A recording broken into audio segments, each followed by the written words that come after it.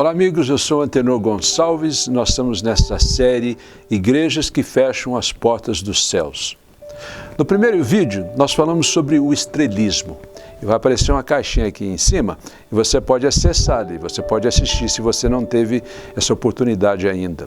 No segundo vídeo nós falamos sobre o legalismo. No terceiro vídeo nós falamos sobre o elitismo nas igrejas. E no quarto vídeo falamos sobre a questão do puritanismo. Eu tenho viajado, eu tenho conversado com pessoas, tenho recebido inclusive feedback de pessoas que têm me escrito e tem sido de grande valia para essas pessoas. Elas têm inclusive compartilhado essas lições nas suas igrejas. E eu tenho preparado essas lições no meu coração para exatamente não cair nesses erros, que é tão fácil. Eu tenho até dito, inclusive no passado, que se eu estivesse procurando uma igreja hoje, já não fizesse parte de uma família cristã, eu teria grandes dificuldades em abraçar toda essa religiosidade que existe nas igrejas, que muitas vezes serve, inclusive, para fechar as portas dos céus para as pessoas. Hoje, eu gostaria de falar sobre o bairrismo nas nossas igrejas. O bairrismo, assim, numa definição muito simples, é a ideia de eu sou melhor, o que eu tenho é melhor, o que eu faço é melhor, o lugar onde eu moro é melhor, os meus costumes são melhores e por isso eu defendo tudo isso que pertence a mim, a minha história e a minha raiz. E acabo menosprezando o outro, os costumes do outro, o jeito do outro. O outro se torna uma segunda classe, ou o outro grupo se torna inferior ao meu grupo. Você começa a perceber como isso acontece muitas vezes nas nossas igrejas. A minha igreja é melhor, a minha doutrina é melhor, eu sou mais certo, a minha banda toca mais alto do que a sua, o meu prédio é mais bonito, o meu pastor é mais espetaculoso do que o seu. As coisas acontecem na minha igreja e não na sua. E então nós vemos o bairrismo imperando.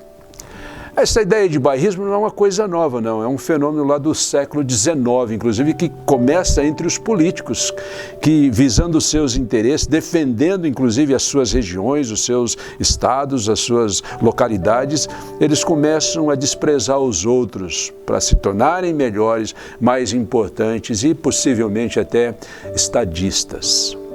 E nas igrejas? Será que a nossa igreja hoje é uma igreja bairrista? Eu diria que sim, mas não só hoje. A igreja desde sempre, desde o primeiro século, desde a formação dela, o nascimento dela, tem sido uma igreja bairrista. Mas lembre-se de uma coisa, que eu quero deixar aqui muito clara. Jesus nunca foi bairrista. Deus, o Pai, nunca foi bairrista. O Espírito Santo veio exatamente para quebrar isso, esse bairrismo que existe dentro do ser humano. Inclusive que no livro de Atos, capítulo 1, versículo 8, Jesus diz o seguinte para os seus discípulos: vocês serão minhas testemunhas. Jesus não chama ninguém para ser seus advogados, ele não precisa disso. Jesus não chama ninguém para serem também seus juízes, ele também não precisa disso. Ele é competente o suficiente. Ele diz, vocês serão minhas testemunhas. Não no bairrismo de vocês. Vocês comecem sim em Jerusalém, eram judeus, mas depois vão para toda a Judéia, vão para Samaria e vão até os confins da terra, os quatro cantos deste mundo. Os discípulos sempre tiveram problemas com o bairrismo, era um desafio para eles. Inclusive que numa situação no Evangelho, no livro de Marcos, capítulo 9, quando eles veem alguém que não fazia parte do círculo deles, dos discípulos, dos 12, fazendo milagres, expulsando demônios, eles proíbem aquela pessoa e chegam de forma até orgulhosa para Jesus para anunciar, olha, tinha alguém aí que não faz parte do nosso grupo e nós o calamos, nós o proibimos de fazer essas coisas. Jesus diz, não, aquele que não é contra nós, é por nós, tá certo? Numa outra ocasião, Jesus e seus discípulos, atravessando a Samaria, chegou ali numa determinada aldeia e veja, os samaritanos eram uma segunda classe para os judeus, não para Jesus. Jesus nunca foi bairrista. Jesus abraçava todos. Jesus abraçava as mulheres, as crianças, os samaritanos, mas quando os samaritanos perceberam que eram judeus e a intenção deles de irem para Jerusalém, eles não queriam que eles ficassem ali naquela aldeia. e Tiago e João sugeriram para Jesus, dentro do bairrismo deles: Senhor Jesus, vamos mandar fogo descer do céu e acabar com esse povo? Jesus diz: não, nós não fomos chamados para isso, não. E numa ocasião muito clara, a gente vê ali no livro de Atos, capítulo 8, para o Espírito Santo quebrar esse bairrismo, né? Você vê a grande perseguição acontecendo na igreja em Jerusalém, aquele movimento da diáspora, que significa que os cristãos são espalhados para todos os cantos. E aí então, no livro de Atos, capítulo 10, Pedro é chamado, depois de uma visão, para ir para a casa de um gentio, de Cornélio, um incircunciso, uma segunda classe. E, obviamente, aquela igreja ainda bairrista de Jerusalém não permitia que um dos seus líderes entrasse na casa de um impuro. Ele era considerado um impuro, um gentio. Mas depois do chamado, depois da visão, depois de ele entender que para Deus, livro de Atos, capítulo 10, 34, ele fala sobre isso. Para Deus não há acepção de pessoas, Ele não trata as pessoas com parcialidade, não tem ninguém que seja segunda classe ou um melhor do que o outro.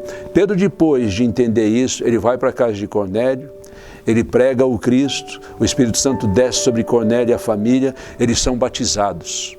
Mas no capítulo 11, a igreja bairrista de Jerusalém, a liderança ali, quer ouvir uma explicação de Pedro. E quando Pedro chega ali, então, em Jerusalém, ele tem que dar a razão do porquê que ele entrou na casa de um incircunciso, de Cornélio centurião. Ele diz o seguinte: olha, o que aconteceu conosco lá nos primeiros dias, aconteceu também ali na casa de Cornélio. E eu vi o Espírito Santo trabalhando ali. Deus me chamou. E ele narra então o que aconteceu. Ele narra os fatos.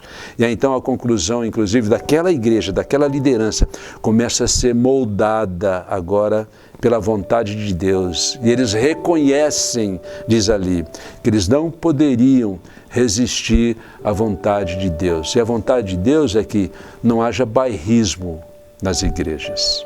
O bairrismo nas nossas igrejas levanta barreiras para as pessoas entrarem nos céus. Quando pessoas percebem isso, elas ficam longe. E sabe de onde vem o bairrismo nas nossas igrejas? Em primeiro lugar, vem de um coração arrogante. Quando os nossos líderes são arrogantes, quando eles se acham melhores do que outros, quando eles se acham mais espirituais do que outros, quando eles se acham mais poderosos do que outros, quando as suas orações são mais fortes do que as orações de outros, aí então o bairrismo começa a entrar. A nossa igreja é melhor, nosso povo é melhor, nós somos mais salvos do que vocês. De fato, a salvação veio para nós. É como a igreja no primeiro século agia. Vem de um coração arrogante, onde eu me sinto superior e menosprezo o outro. Agora também, o bairrismo vem de uma baixa autoestima. E os judeus lutavam com isso. A baixa autoestima me leva à comparação com outras pessoas. Os judeus, infelizmente, eles viveram durante muitos anos, e até por causa da sua desobediência a Deus, sob o jugo de outras pessoas, de outros povos. E mesmo nos dias de Jesus, ali no primeiro século, eles estavam debaixo do jugo dos romanos. Mas eles não aceitavam aquilo. Dentro deles, eles continuavam arrogantes. E mais do que isso, eles sabiam que a condição deles era assim de inferioridade. Por isso, eles tinham uma baixa autoestima.